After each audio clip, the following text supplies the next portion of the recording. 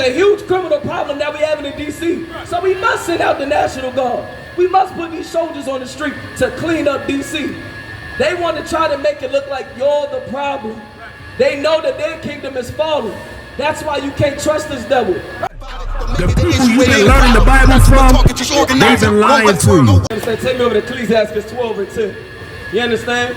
The topic we're talking about is Charlie Kirk and why it is that white Americans are so saddened by Charlie Kirk. Charlie Kirk, what he influenced and what he promoted, what he announced was to try to dismiss white privilege as if it doesn't exist.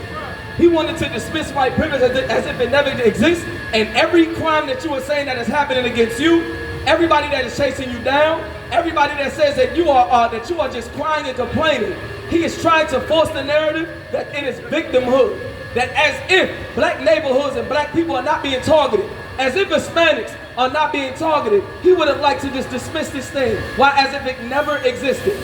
That was the gold print. That's why he said we want free markets. That's why he said he wants less regulations on schools and businesses so that I can make my own rules. The government, you need to stay out of this and mind your business. That's why he said he was against DEI programs. Why was he against DEI programs? Because he wants you to forget that if I can get these things in place, if I can get this narrative pushed within the politicians, within the colleges, if I can get this thing pushed, then maybe they won't see what we did to get these businesses and to get these schools and to get this land. Maybe they won't see it and forget that, man, you know what? They do have an upper foot on us. They do have the upper hand on us. They do have the connections. They already have things that are established when you try to say that we're on the same playing field and the same playing ground. But that is the slick talk of this white man. That is why the Bible calls these people the devil. That is why the Bible says that they are deceivers. Because they will make you believe that your conditions are a lie. They will make you believe like you are not in poverty. They will make you believe that you are not in slavery. And that slavery is just completely over. And that it's fair. And that everybody loves one another. They'll make you believe that.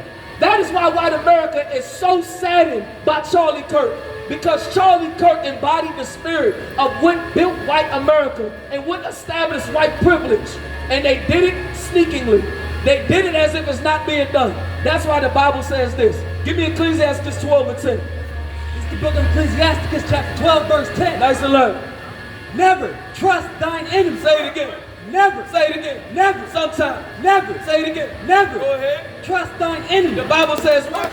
Never. Trust thine enemy. The Christian churches absolutely lied to you. Christ had enemies and so do we.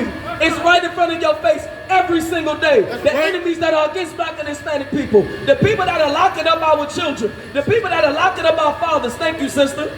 You understand? The people that are locking up our fathers. With the support of the Supreme Court. With the support of the American government. The people that are pushing it. That you voted for. The water. These are the ones that we voted for. These are the very same ones that are against us. That's why the Bible tells us to separate. That's why Christ went after a certain set of people. He understood who he was fighting for. We got to understand who it is that we fighting for. Charlie Kirk shows how who he fighting for. That's why they hurt. That's why they hurt. We got to understand. The Most High has a turning point of his own.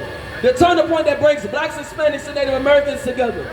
That's the turning point that's inside of the truth. That's why the Bible says to never trust thine enemy. Our enemy are these oppressors. That's straight up and down. Our enemies is these heathens. You understand? Keep reading. Never trust thine enemy. For like as iron rusteth, so is its wickedness. For like as iron rusteth, so does its wickedness. The white man wants you to forget everything that they've done. They want you to forget all of their murder. That's why they're saying white privilege just doesn't exist. And you making it up. What are you talking about? Don't you commit black on black crime? That's what the narrative all you white Americans try to push. Every time we talk about the violence that you push towards black people, you say, well, y'all kill each other. Y'all kill each other. What is your reason for killing us? Don't try to change the narrative. What is your reason for putting a bullet in our heads at a traffic stop? What's your reason? Huh? You don't got one. America is looking for a way to let go of their stress and take their problems out on you. You're the reason. That's why Charlie Kirk came out with the replacement theory. They just need a punching bag. And blacks and Hispanics have been the punching bag for America. We've been the one that had to take blow after blow after blow. Charlie Kirk came up with a theory called the Great Replacement Theory. We the ones to blame for America, for the babies that America can't produce, that white America can't produce. They say black people are growing in multitude. If your Christian pastor took the time to teach you anything about the Bible, that literally happened inside of Exodus. When we started to multiply and it became a threat to the Egyptians. It became a threat to the Egyptians when they started to multiply. So here goes Charlie Kirk, knowing his history. He says, man, black people are starting to multiply. Black people, we done let them in the door. They starting to become doctors. They starting to become professors. They starting to get up. We got to figure out a way to keep white supremacy intact. So he wanted to get rid of civil rights. He wanted to get rid of civil rights and bring in limited government, right? He wanted to get rid of civil rights and bring in limited government so that these white Americans who own these establishments, who already have their foot in the door, can take your feet out the door. That's the great replacement theory. Read it from the top. Never trust thine enemy, for like as iron rusteth, so is his wickedness. Though he humble himself and go crouching. And though he humble himself and go crouching, how does the white man go crouching today? Instead of blatant racism where it says black and white bathroom and black bathroom, what they do is they dress it up in a suit and tie. And they call it the great replacement theory. They call it Turning Point USA. They mix it in with their politicians. They mix it in their colleges. They call it Make America Great Again. You got to understand how slick the verbiage is of this devil. Go ahead. Yet take good heed and beware of him, and thou shalt be unto himself as if thou hadst wiped a looking glass. They want to deport 700,000. They want to report 700,000 Guatemalan babies and tell you that it's an issue. We having an issue on the border. We having an issue on the border. There's a mass immigration problem that we're having. There's what they say in D.C. There's a huge criminal problem that we're having in D.C. So we must send out the National Guard. We must put these soldiers on the street to clean up D.C. They want to try to make it look like you're the problem. They know that their kingdom is falling. That's why you can't trust this devil. Because as their kingdom is falling, they're going to blame you, black man. That's right. They're going to blame you, Hispanic man. You're the reason for American society being down. And they are going to kill and unalive us. They're going to come for our heads. They're going to come in our neighborhoods and kick our doors in. That's what it is that they're going to do. You're the problem. And they want to try to they want to try to hide it through their term, through their verbiage and through their wording. But all it is another form of Jim Crow South, to where it is that you stay underfoot. That's why you cannot trust this devil, man. Give me Psalms 83 and 4. And they'll pay a man $10 million. They pay a poor man $10 million, a black man $10 million in the industry to go and rap and sing about drugs. That's why Charlie Kirk said Beyonce's music is unlistenable. They said Beyonce's music is unlistenable, it makes no sense, and it's trash. That's what Charlie Kirk said about Beyonce's music.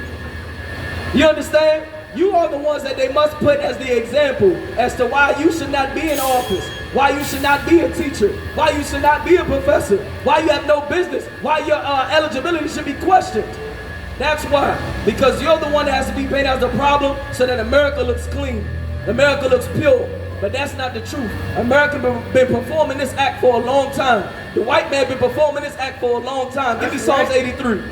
This is the book of Psalms chapter 83, verse 4.